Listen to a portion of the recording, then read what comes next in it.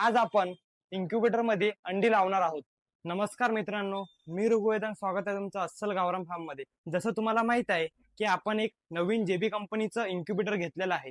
मी तुम्हाला इंस्टाग्राम वर रील द्वारे सांगितलं होतं। तुम्ही त्या रीलला खूप सारं प्रेम दिलं।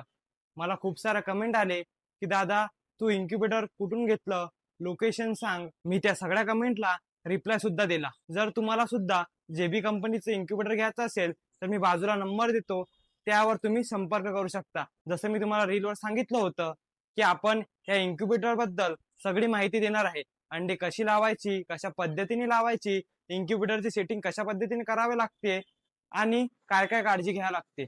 आज आपण इन्क्युबेटर मध्ये अंडी लावणार आहोत। हा व्हिडिओ बनवायला आपल्याला यासाठी उशीर झाला की तुम्हाला माहित आहे उन्हाळा सुरू होता। उन्हाळ्यामध्ये तापमान एवढं होतं की आपले अंडे 2 ते 3 दिवसातच खराब होत होते।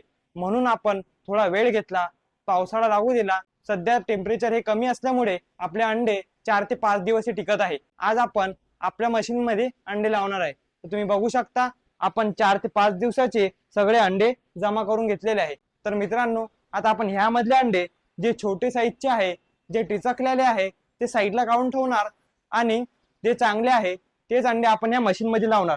आपण इन्क्युबेटर मध्ये अंडे लावताना हे काळजी घेतली पाहिजे की अंडे हे 35 ग्रॅमच्या वरचेच असले पाहिजे। त्यासाठी आपण अंड्याचं वेट मोजण्यासाठी हे वेट मशीन घेऊन आलेलो आहे। जर आपण कमी वजनाचे अंडे ठेवले तर आपले पिल्ले कमजोर निघू शकतात आणि निघू पण नाही शकत। म्हणून आपण अंडे हे नेहमी वजन करूनच ठेवतो। जेव्हा आपण कोंबडी खाली अंडे ठेवले होते तेव्हा सुद्धा आपण 35 ग्रॅमच्या वरचे अंडे ठेवले होते। पण एक एक करून आपले सगळे अंडे मोजून घेऊया।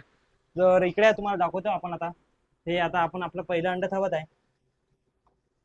तुम्ही बघू शकता हे आपलं अंड 45 ग्रॅमचं आहे। आपण जर मोठ्या साईजचे अंडे ठेवले तर आपले पिल्ले सुद्धा जास्त हेल्दी निघतात, कमजोर निघत नाही। त्याचा सुद्धा आपल्याला एक फायदा होतो। तुम्ही बघू शकता हे 35 ग्रॅमच्या खालचं अंड आहे। हे आपण आता साईडला काढून ठेवूया, कारण की जर आपण हे अंड ठेवलं तर नाही का आपलं पिल्लू कमजोर निघू शकते आणि आपल्या पिल्लांची मर खूप प्रमाणात होते। म्हणून आपण नाही का 35 ग्रॅमच्या वरचेच अंडे ठेवतो। आता आपले सगळे अंडे वेट करून झालेले आहे। तुम्ही बघू शकता हे सगळे 35 ग्रॅमच्या खालचे अंडे आहे आणि हे सगळे 35 ग्रॅमच्या वरचे अंडे आहे। आता हे आपण सगळे इन्क्युबेटर मशीन मध्ये ठेवूया। इन्क्युबेटर मशीन मध्ये ठेवायच्या आधी आपल्याला हे अंडे स्वच्छ पुसून घ्यायचे आहे। जर आपण स्वच्छ पुसून घेतले तर आपला हॅच पर्सेंट हे वाढतो आणि आपले अंडे हे कमी खराब निघतात।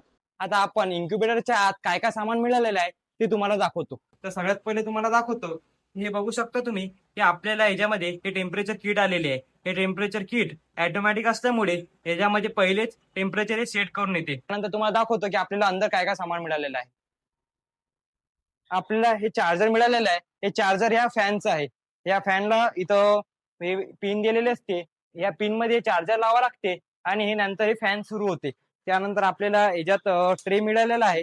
त्यानंतर आपल्याला हे 2 बाउल मिळालेले आहे। यामध्ये आपल्याला पाणी ठेवावं लागते। आपली मशीन हे सेमी ऑटोमॅटिक असल्यामुळे आपल्याला याच्यात पाणी दररोज भरावं लागते। याच्यात दररोज पाणी कमी होते तर आपल्याला बघावं लागते, दररोज चेक करावं लागते। याच्यात तेव्हा कोंबड्या अंडे देतात तेव्हा हे डाग लागलेले असते ते आपल्या ओल्या कपड्याने हलके पुसून घ्यायचे। बघू शकता आपण हलकं याने मार्क करू आणि मार्क करून असं ठेवूया। तुम्हाला दाखवतो कशा पद्धतीने ठेवलं। तुम्ही बघू शकता आता आपण ही मार्क केलेली साईड हे वरती ठेवलेले आहे। तुम्ही बघू शकता आता आपण आपले सगळे अंडे ठेवलेले आहे। तुम्ही बघू शकता सगळे जे मार्क केलेली साईड होते ते सगळे आपण वरती ठेवलेले आहे। यामुळे काय होणार, जेव्हा आपण अंडे फिरू तेव्हा आपल्या लक्षात राहणार की आपण कोणत्या साईडला अंडे ही फिरवली पाहिजे। तर आता आपले सगळे अंडे व्यवस्थित लावलेले आता याच्यावर तर आपल्याला ट्रे ठेवून आता उरलेले बाकीचे अंडे सुद्धा ठेवून घ्यायचे आहे। आता तुम्ही बघू शकता आपले वरत सुद्धा अंडे लावून झालेले आहे। वरत आणि खाली मिळून आपण मित्रांनो ह्यामध्ये 100 अंडे लावलेले आहे। आता आपण ह्या दोन्ही बाउल मध्ये पाणी भरून घेऊया। आपण या दोन्ही बाउल मध्ये पाणी सुद्धा भरून घेतलेलं आहे। पाणी मित्रांनो नेहमी हे पूर्णच भरायचं। रोज मित्रांनो चेक करायचं की आपलं पाणी कमी झालं का। रोज आपल्या ह्या बाउल मधलं पाणी थोडं थोडं कमी होते। तर आता आपले सर्व सेटिंग झालेली आहे, अंडे सुद्धा लावून झालेले आहे, पाणी सुद्धा भरून झालेलं आहे। तुम्हाला माहिती सांगतो की जेव्हा आपली लाईन जाते, आपले इन्क्युबेटर हे अंदरून टेम्परेचर गरम असते। जर आपण उघडलं तर त्यामध्ये गरम वाफ हे बाहेर जाते। लाईन गेली असल्यामुळे डबल वाफ तयार होत नाही।